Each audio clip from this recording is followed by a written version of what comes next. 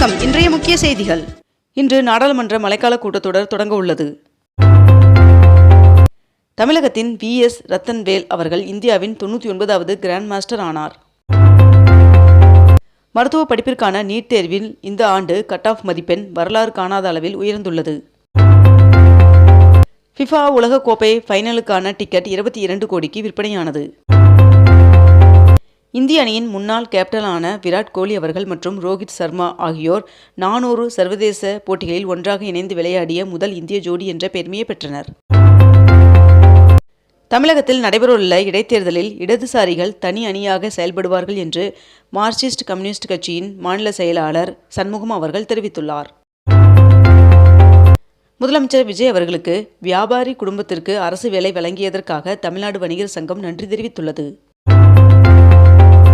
தென்னிந்திய திரைப்பட எழுத்தாளர்கள் சங்கத்திற்கு புதிய நிர்வாகிகளை தேர்வு செய்வதற்கான தேர்தலில் இயக்குனர் சேரன் அவர்கள் தலைமையிலான அணி வெற்றி பெற்றுள்ளது. கீழடி திறந்தவெளி அருங்காட்சியகம் அகழாய்வு நடக்கும் இடத்தில் அமைச்சர் ராஜ்மோகன் அவர்கள் ஆய்வு மேற்கொண்டார். மக்கள் தொகை கணக்கெடுப்பு நடந்து வரும் நிலையில் இணையதளம் மூலம் ஒரே நாளில் 16,922 குடும்பத்தினர் தங்களது சுய விவரங்களை பதிவேற்றம் செய்துள்ளனர் என்று சென்னை மாநகராட்சி தெரிவித்துள்ளது. 72வது தேசிய திரைப்பட விருதுகளில் 10 விருதுகளை வென்ற தமிழ் திரையுலக கலைஞர்களுக்கு முதலமைச்சர் விஜய் அவர்கள் வாழ்த்து தெரிவித்துள்ளார். உலகின் மிக சிறந்த வாழ்க்கை தரம் கொண்ட நகரங்களின் பட்டியல் வெளியிடப்பட்டுள்ளது.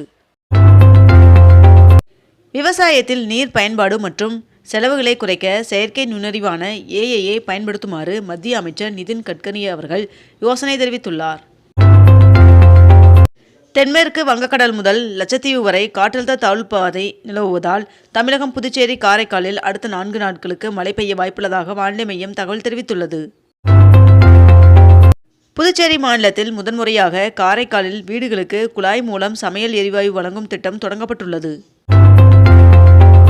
இந்திய வழக்கறிஞர்கள் மன்றத்தின் ஒப்புதல் இல்லாமல் முறையான அனுமதியின்றி மாணவர் சேர்க்கை நடத்தியதற்காக 3 தனியார் சட்டக் கல்லூரிகளின் அங்கீகாரத்தை அம்பேத்கர் சட்ட பல்கலைக்கழகம் ரத்து செய்துள்ளது. CBSE 2026 ஆண்டிற்கான 10ஆம் வகுப்பு 2ஆம் கட்ட தேர்வு முடிவுகள் வெளியிடப்பட்டுள்ளது.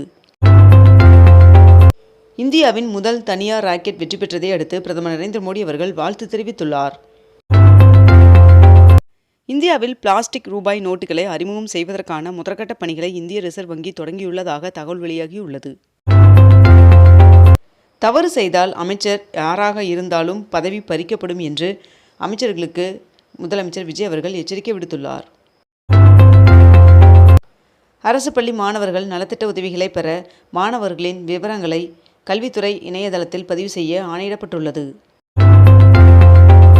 நாகர்கோவில் அருகே கிராம கூட்டுறவு விவசாய கடன் சங்கத்தில் 19 கோடி ரூபாய்க்கான முறைகேடு நடந்தது கண்டுபிடிக்கப்பட்டது. வருகின்ற ஆகஸ்ட் 3ஆம் தேதி நாமக்கல் மாவட்டத்திற்கு உள்ளூர் விடுமுறை அறிவிக்கப்பட்டுள்ளது.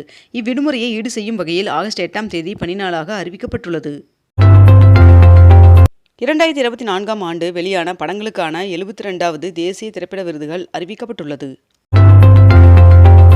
டெல்லியில் 20 நாட்களாக உண்ணாவிரதத்தில் இருந்த சமூக ஆர்வலர் சோனம் அவர்களை வலுக்கட்டாயமாக மருத்துவமனைக்கு அழைத்து சென்றதற்கான காரணத்தை டெல்லி போலீசார் விளக்கமளித்துள்ளனர். ரயில் டிக்கெட் முன்பதிவை எளிதாக்க மேம்படுத்தப்பட்ட புதிய இணையதளத்தில் பீட்டா பதிப்பை IRCTC அறிமுகப்படுத்தியுள்ளது. தமிழக பட்ஜெட் ஆகஸ்ட் முதல் வாரத்தில் தாக்கல் செய்யப்படும் என்று எதிர்பார்க்கப்படுவதாக அமைச்சர் மரியன் வில்சன் அவர்கள் தெரிவித்துள்ளார். புதுச்சேரியில் பொறியியல் மற்றும் கலை அறிவியல் படிப்பிற்கான சென்டாக் கலந்தாய்வு ஜூலை 25ஆம் தேதிக்கு பிறகு தொடங்கும் என்று தெரிவிக்கப்பட்டுள்ளது. அரசு பள்ளிகளில் செயல்படும் இலக்கிய மன்றம், கலை பண்பாட்டு மன்றம் உள்ளிட்ட பல்வேறு மன்றங்களின் செயல்பாடுகளை ஜூலை 28ஆம் தேதி முதல் தொடங்க வேண்டும் என்று பள்ளிக் கல்வித்துறை உத்தரவிட்டுள்ளது. 22 கேரட் ஆபண தங்கத்தின் விலை சவரனுக்கு 280 ரூபாய் அதிகரித்து 1 சவரன் 1,05,080 ரூபாயாகவும் 1 கிராம் 13,135 ரூபாய்க்கும் விற்பனை செய்யப்பட்டு வருகிறது. இதனைத் தொடர்ந்து 1 கிராம் வெள்ளியின் விலை 235 ரூபாய்க்கு விற்பனை செய்யப்பட்டு வருகிறது. தமிழகத்தில் வருகின்ற 2031ஆம் ஆண்டிற்குள் 20,000 பொது எலக்ட்ரிக் வாகன சார்ஜிங் நிலையங்கள் அமைக்க தமிழக அரசு முடிவு செய்துள்ளதாக தகவல் வெளியாகியுள்ளது.